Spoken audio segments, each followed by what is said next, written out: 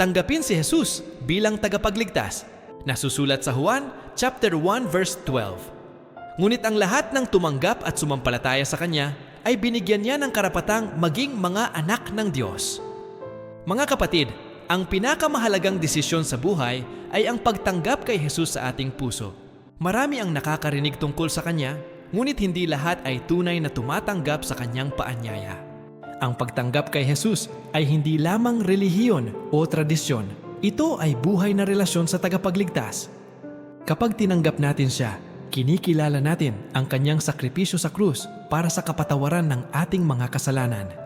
At sa sandaling iyon, binibigyan tayo ng Diyos ng karapatang maging Kanyang mga anak, hindi na alipin ng kasalanan, kundi kabilang sa Kanyang kaharian.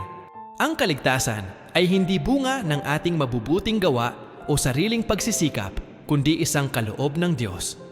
Kaya't ngayon, ang tamang oras upang buksan ang ating puso, tanggapin si Jesus bilang Panginoon at tagapagligtas.